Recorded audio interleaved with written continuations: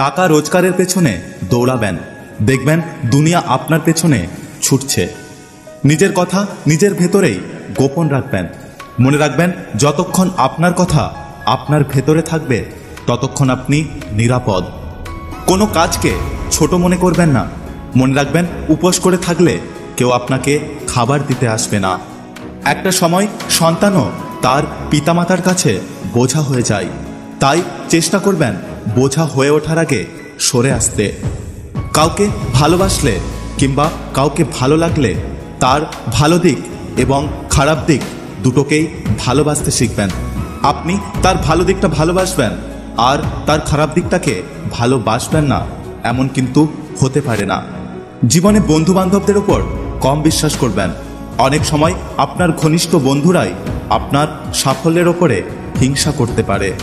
চুপ থাকার চেষ্টা করবেন আর সব সময় কোলাহলের জায়গাকে এড়িয়ে যাবেন। চুপচাপ জায়গায় বসে আধ্যাত্মিক ভাবনা ভাববেন। ফেসবুকে কারোর সাথে কমেন্টে তর্কাতর্কি করবেন না। মনে রাখবেন, তর্ক করাটা এক ধরনের বোকামি। আপনাকে যারা ভালোবাসে তাদের সাথে ভালো সম্পর্ক বজায় রাখার চেষ্টা করবেন। মাঝে মাঝে শত্রুদের সাথেও সুসম্পর্ক রাখার চেষ্টা করুন, কারণ এই দুনিয়াতে বুদ্ধি করে বেঁচে থাকতে হয়। কাছের মানুষদের সাথে ঝগড়ার পর বেশিক্ষণ রাগারাগি করে থাকবেন না। যে কোনো অজুহাতে কথা বলে নিন, পরিস্থিতি স্বাভাবিক হয়ে যাবে। প্রত্যেক মানুষেই ভালো খারাপ দুটো দিক আছে। কেউ পুরোপুরি খারাপ না, আবার কেউ পুরোপুরি ভালো না। কাউকে খারাপ মনে হলে তার ভালো দিকগুলো বেশি বেশি করে মনে করুন, আর খুব বেশি খারাপ মনে হলে তার থেকে দূরে থাকুন। নিজেকে অশান্তির পরিবেশ থেকে সর্বদা সরিয়ে রাখুন। যে যেরকম তার সাথে ওই রকম হন।